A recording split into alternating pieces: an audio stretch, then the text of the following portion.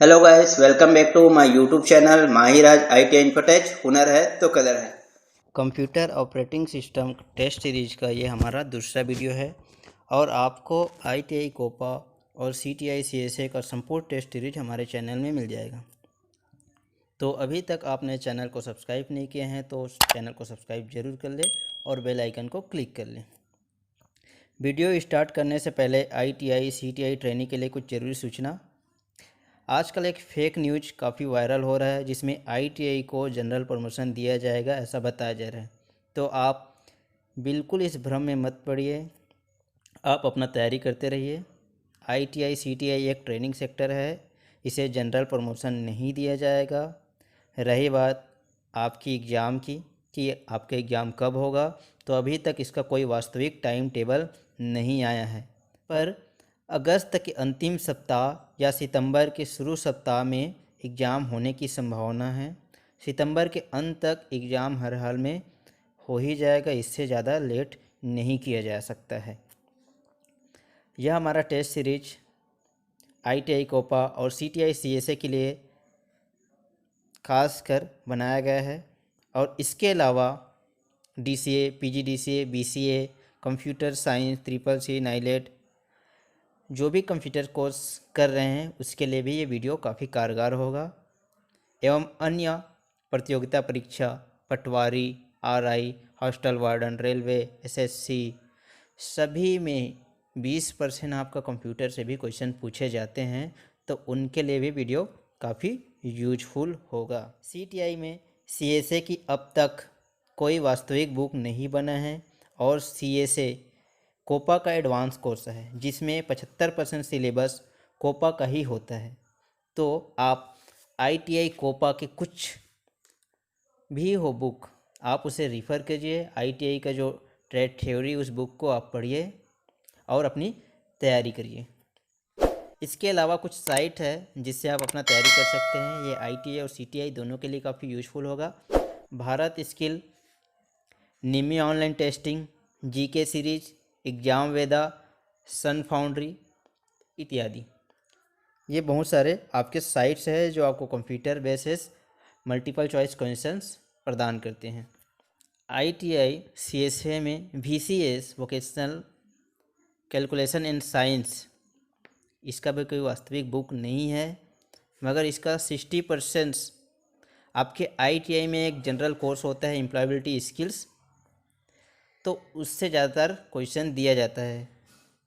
तो आप एम्प्लॉयबिलिटी को भी पढ़ें, उसमें से खासकर पर्यावरण का चैप्टर, अंग्रेजी का चैप्टर को ज़्यादा ध्यान दें। इनके अलावा रीजनिंग, नॉर्मल जो रीजनिंग है उससे भी आपके वीसीएस में क्वेश्चन पूछते हैं। तो आप इन सब साइट से पढ़कर, इन सब बुक को रिफ़र करके आप अपना अच्छा तैयारी कर सकते हैं। तो चलिए हम वीडियो स्टार्ट करते हैं।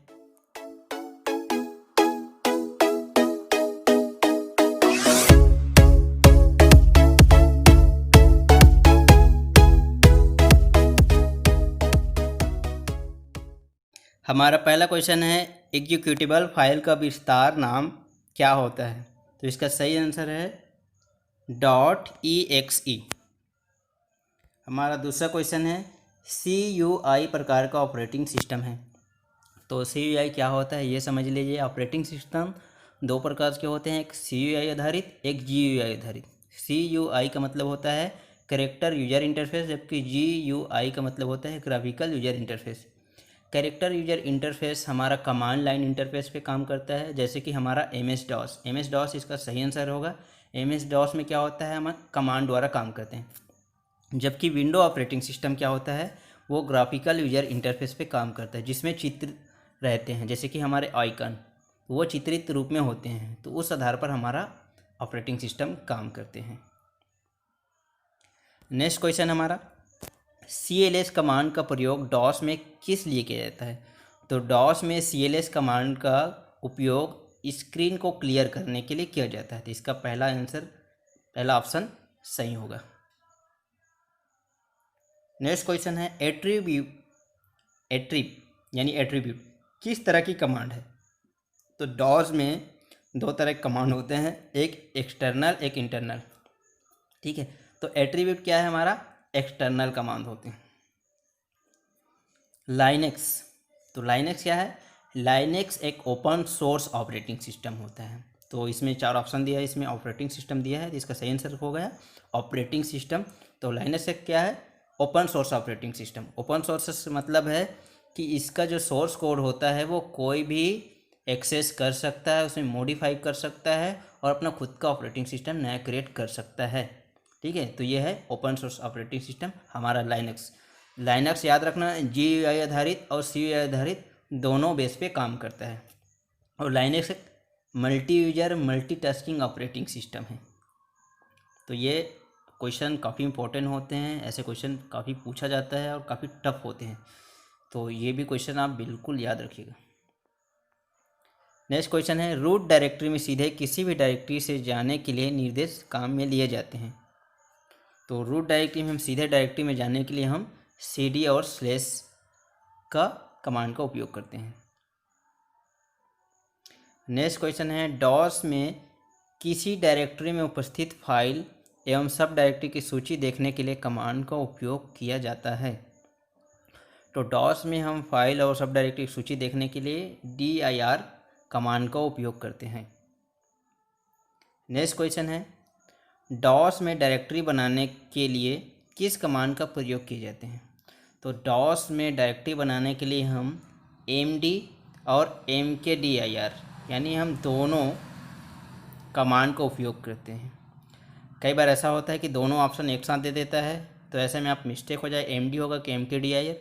तो अगर ऐसा दोनों ऑप्शन एक साथ देता है तो आपको md ही चयन करना है, बट दोनों में से कोई एक देता है तो आप उसमें से कोई भी एक को चयन कर सकते हैं। ठीक है, दोनों ही mkdir और md का मतलब ही होता है कि डॉस में वो सब डायरेक्टरी या डायरेक्टरी बनाते हैं। नेक्स्ट क्वेश्चन है, डॉस में किस कमांड का प्रयोग फाइल को कॉपी करने के लिए किया जाता है।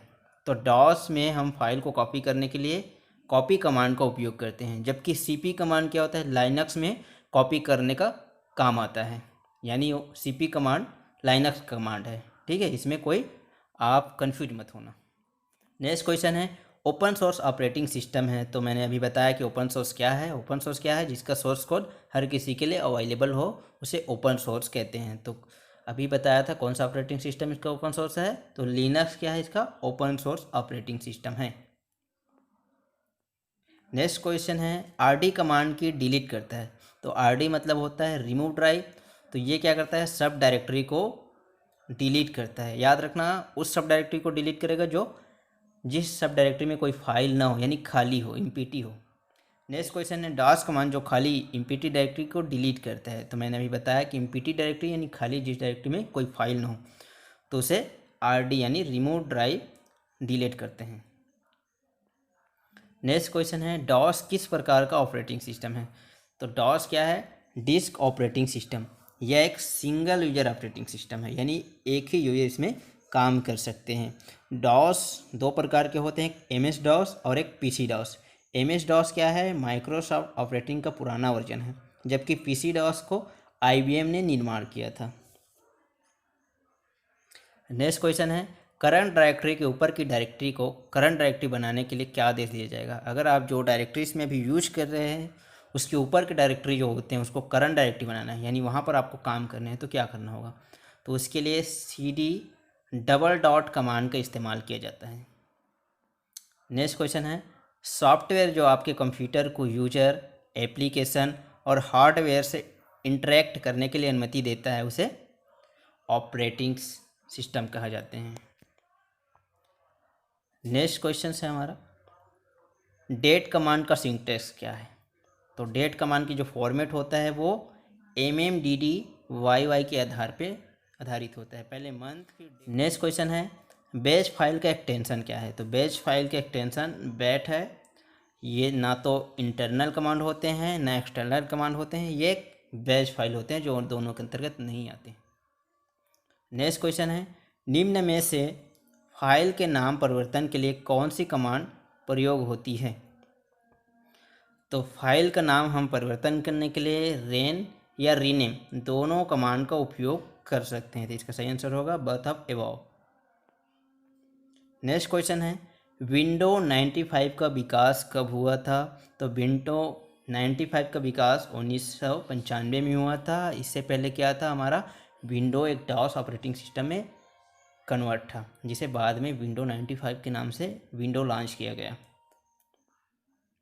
नेक्स्ट क्वेश्चन है, डॉस का वर्जन देखने के लिए किस कमांड का प्रयोग होता है। तो डॉस में हम क्या करते हैं, कमांड में काम करते हैं, तो वर्जन देखना है कि कौन सा वर्जन का अभी ऑपरेटिंग सिस्टम वर्क कर रहा है। तो उसके लिए VER वेयर कमांड का उपयोग करके हम डॉस का वर्जन देख सकते हैं।